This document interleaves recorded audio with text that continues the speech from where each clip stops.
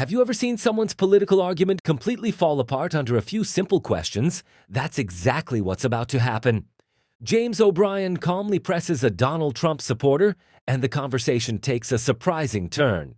Before we dive in, comment where you're watching from, and don't forget to like and subscribe so you don't miss the next one. Now, let's get into it. All right, this is the atmosphere that Donald Trump has come into. The average Americans don't vote because they're just disenchanted with the entire thing. They think they're all crooks. It doesn't matter. And for people to scoff and say, oh, well, there's no proof of that. Oh, it can't be true. Yes. I'm sorry, man. I just think that's a little bit naive. Yeah, I mean, so you're talking about an environment of because Trump is the crook that they thought all politicians were, but he comes. But the thing is he's an honest crook, mate. There's no, you know what I'm saying? He's not hiding it. You know, you say that, oh, Biden sounded like a statesman, like that's a good thing. Yes. It's not. Right. It's somebody who spent their life being a polished liar, taking corporate agenda and pushing it through. Are you describing these are not good things. Are you describing what you think now, or what you think they think? This is what I believe, and this is what I've spoken to many of my friends back in America. We talk about these things, you know, and you've got the whole media juggernaut as well. If I asked you to persuade me that Joe Biden was a polished liar, what would you do? I just pointed his 50-year career. Yeah, well, go on. How else could he possibly stay in power? I mean, this is the whole that's thing a question. That's a question, not an answer. From outside. No, I know, but I just want you to. I'll be honest with you, man. I don't have any facts because I didn't know anything about Joe Biden before I heard his name as the elector. But you're absolutely certain that he spent half a century lying.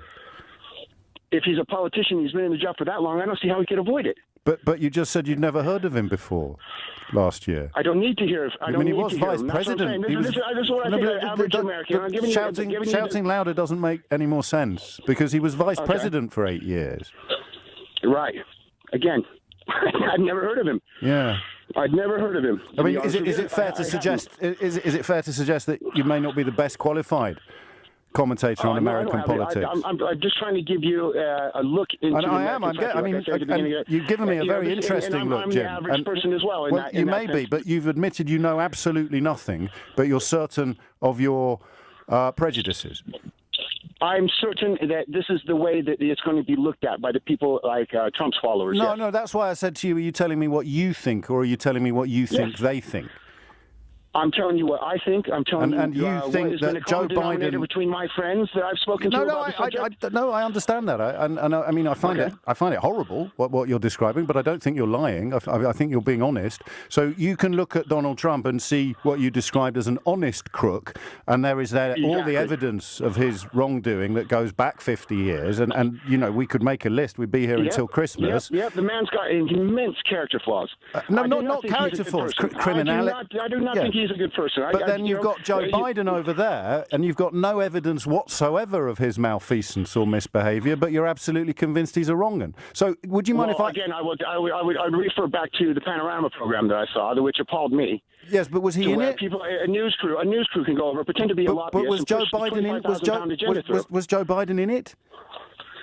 No. So are you? I've got two questions. Do you recognise on any level how ridiculous you sound? And I say that affectionately.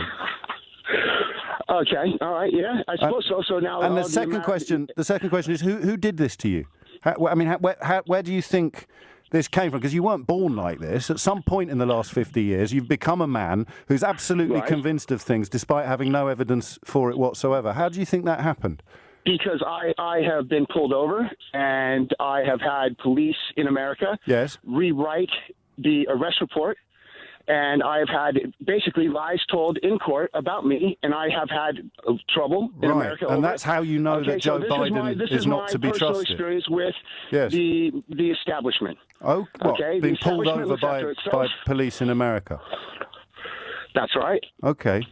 Well, it's been interesting talking to you, Jim. I had a can of beer. That was unopened. There's more. Unopened in my car. Yes. And they wrote it up as an open container. And I ended up with a DUI. And that's how you know that Joe Biden is Watching corrupt. that exchange years later, what stands out to me isn't just the disagreement. It's how confidently some people can hold a belief even when they're unable to point to any evidence for it. That's what made this conversation so memorable. The caller openly acknowledged Donald Trump's flaws, even describing him as an honest crook, yet at the same time insisted Joe Biden was corrupt without being able to explain why or provide any factual support. That's exactly the contradiction James O'Brien kept exposing throughout the discussion. He didn't need to shout or interrupt, he simply kept asking one question after another, and the inconsistencies became obvious. Whether you agree with O'Brien or not, this exchange is a reminder of how important it is to separate opinions from evidence. Political debates are always going to be passionate, but if we're making serious claims about public figures, those claims should be backed up with facts rather than assumptions. I'm curious to hear what you thought about this debate. Did James O'Brien make his case effectively, or do you think the caller had a point that wasn't fully explored? Let me know in the comments below. And if you enjoyed this breakdown, don't forget to like the video, subscribe to the channel if you're new, and turn on notifications so you don't miss future political commentary. Thanks for watching, and I'll see you in the next video.